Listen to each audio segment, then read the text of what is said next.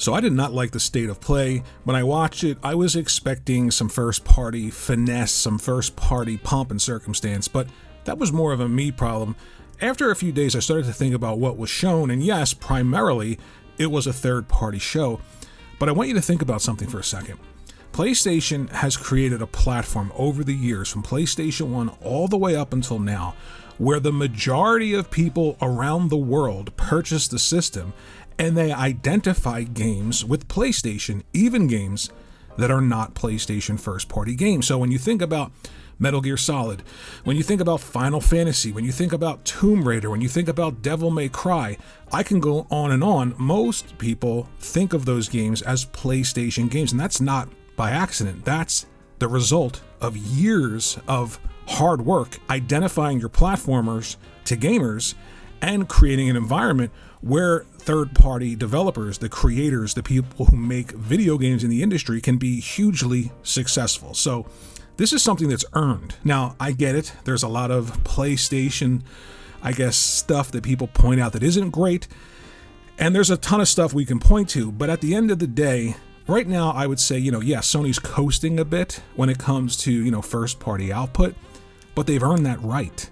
I mean, think about this. They're only behind PlayStation 4 adjusted day and date by 1.4 million units.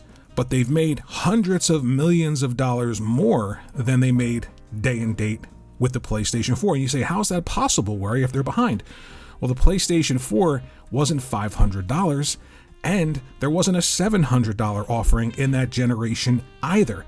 So the cost of these machines is more, so you can sell less and make more comparatively to the PS4 generation. Factor that with the brand identifying factor of third-party games, and you've got an ecosystem and a piece of hardware that is hugely successful and probably going to be successful until Sony really does something stupid, which I don't think they're going to do. By the way, this is Tomb Raider 4, 5, and 6. This is Tomb Raider 6, Angel of Darkness. If you played this on the PlayStation 2, you know this was sort of like the end of Lara Croft. They didn't know really what to do with the game. They were trying different things.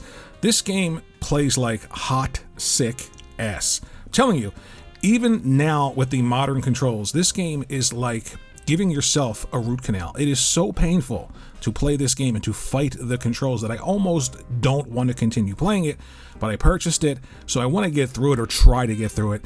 Switching between the old graphics and the new graphics, you can barely tell the difference. This, believe it or not, is the old style graphics that I just switched to. And when you switch to the remastered version, I guess like the textures look a little cleaner. I don't know really what they've done, but for Tomb Raider 4 and 5, I think it's worth it. For 6, just to have it and to maybe try it or experience it, go ahead, but you're going to drive yourself crazy trying to control this game. Now, talking about PlayStation 5 and the success that they're having, that leads me into the next topic, and that's going to be the remake and remaster situation when it comes to PlayStation this generation. Deacon St. John is back.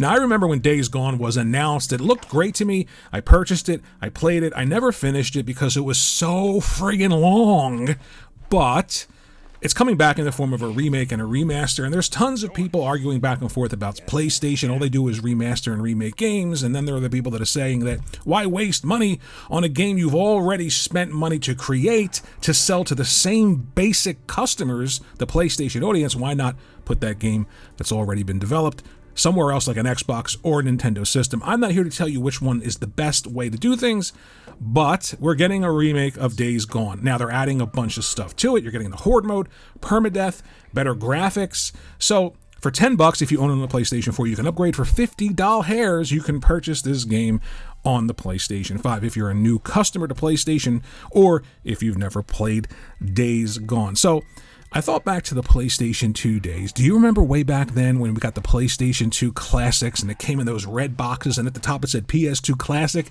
And it was a game that had been out for a while, probably sold well, and for $20 you got the game. It looked a little bit better. Maybe developers had learned the ins and the outs of that emotion engine in the PlayStation 2, and you've got some extra content, and if you wanted to purchase it for $20 you could. If not, well, you just didn't purchase it. Kind of the same thing. So this is something that isn't brand new. It's not like Sony money-hatting everything or trying to just remake everything because they need money. Now, I'm sure they need to have these games make a lot more money than they do, and games that come out that they say aren't really successful sales-wise. Now, I looked up Days Gone, and it sold around 8 million copies, which to me is a lot, especially at $60. So I'm not sure what the problem was with Days Gone. I think most PlayStation fans did support the game already. I don't think Sony and Ben Studios were in a great place at the time, but for instance, for my money, I haven't seen anything like this. Just the hordes in general were much more impactful to me than playing something like The Last of Us, which is a game about like zombies wandering around. I didn't see anything like this in that game. And for my bang for buck, gameplay-wise, this was better also. So it's coming back. We're getting the remaster. Now, John Garvin wrote Siphon Filter, the entire series, and Days Gone. He's no longer with Sony and no longer with Ben Studios. So the idea that this is being a test to see if people would be interested in a Days Gone 2, I'm not sure if that's true or not, because would you really want a Days Gone sequel without the original writer? And if he's not there, what are they actually going to do to these characters? Because I can't see them going back to Deacon St. John, especially in the climate that we're in now when it comes to Western developers and things that they want to put in their games, and more importantly, things that they don't want to put in their games. So I would love a Days Gone sequel as long as it stayed true to these characters. Like, this is a biker. Deacon St. John is a biker. He's not going to be, waxing poetic about, social issues in the world.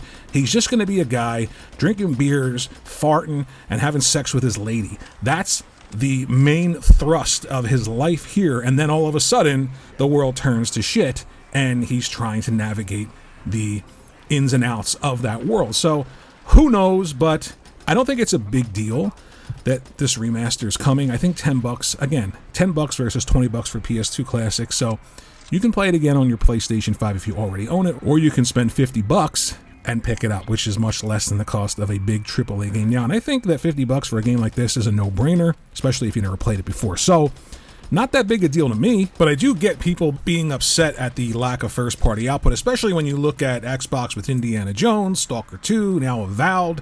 So there's a ton of stuff coming from first-party with Microsoft. But again, that circles us back to that third-party PlayStation strength.